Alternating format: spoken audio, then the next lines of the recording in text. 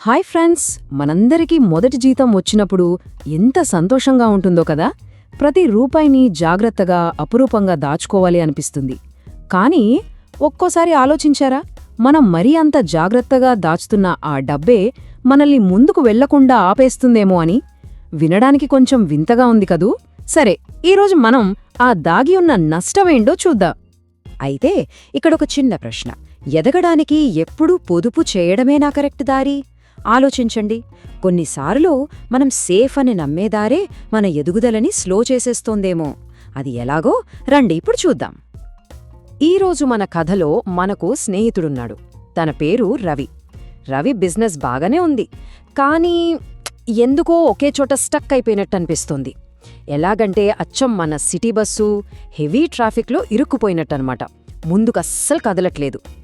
అసలు రవి ఎందుకలా ఇరుక్కుపోయాడు? కొన్ని కారణాలున్నాయి. 1. తను రన్ చేస్తున్న యాడ్స్ సరిగ్గా పనిచేయట్లేదు. 2.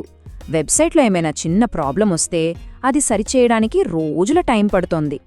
ఇక కస్టమర్ సపోర్ట్ అయితే చాలా స్లో.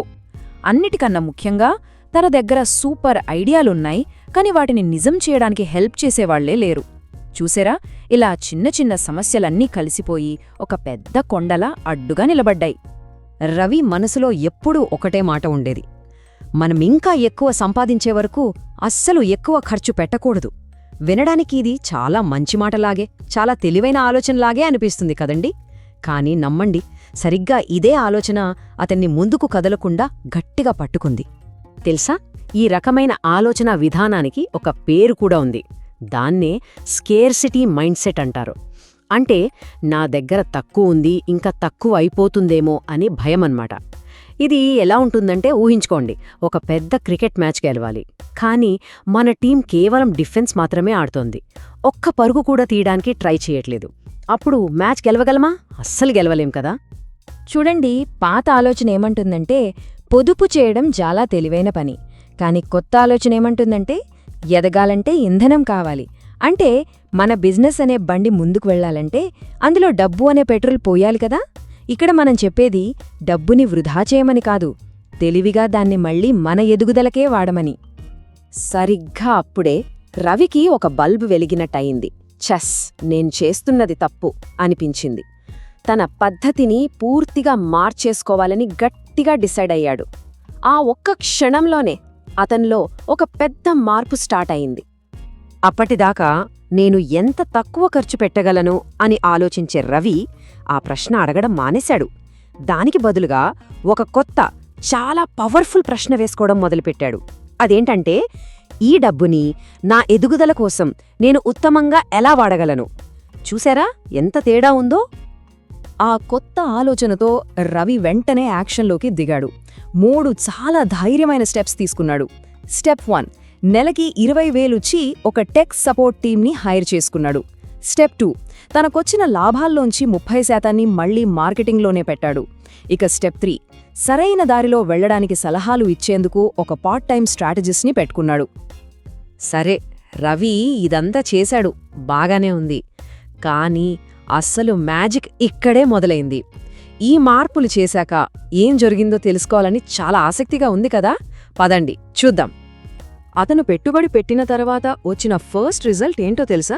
మీరు నమ్మలేరు. అతని నెలసరి ఆదాయం ఏకంగా 40% పెరిగింది. వావ్, ఇది నిజంగా ఊహించని సక్సెస్ కదా.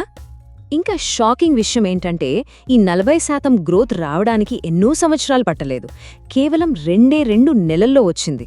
దీన్ని బట్టి అర్థమవుతోంది కదా, అతను తీసుకున్న ఆ ధైర్యమైన నిర్ణయానికి ఎంత పవర్ ఉందో. అంతేకాదు, తన కంటెంట్ పైప్లైన్ డబుల్ అయింది. అంటే సింపుల్గా చెప్పాలంటే, తను తన కస్టమర్ల కోసం రెట్టింపు కంటెంట్ని క్రియేట్ చేయగలిగాడు. మరి ఎక్కువ కంటెంట్ ఉంటే ఎక్కువ మంది కస్టమర్లొస్తారు, బిజినెస్ ఇంకా ఫాస్ట్గా పెరుగుతుంది. అంతే కదా. ఫైనల్గా రవికి ఒక విషయం క్లియర్గా అర్థమైంది.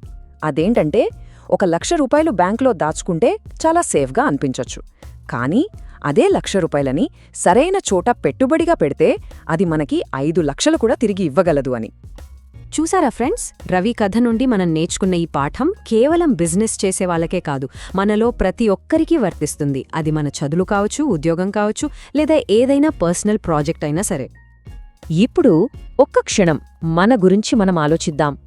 మనం కూడా సక్సెస్ అవ్వడం కోసం కేవలం పొదుపు అనే దారిలోనే వెళుతున్నామా?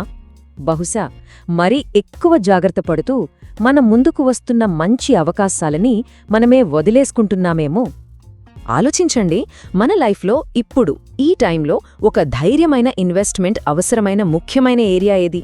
అది ఒక కొత్త స్కిల్ నేర్చుకోవడానికి కోర్సులో జాయిన్ అవ్వడం కావచ్చు, లేదా మన పనికి ఉపయోగపడే ఒక మంచి ల్యాప్టాప్ కొనడం కావచ్చు, లేదా మనకి హెల్ప్ చేయడానికి ఎవరినైనా పెట్టుకోవడం కూడా కావచ్చు.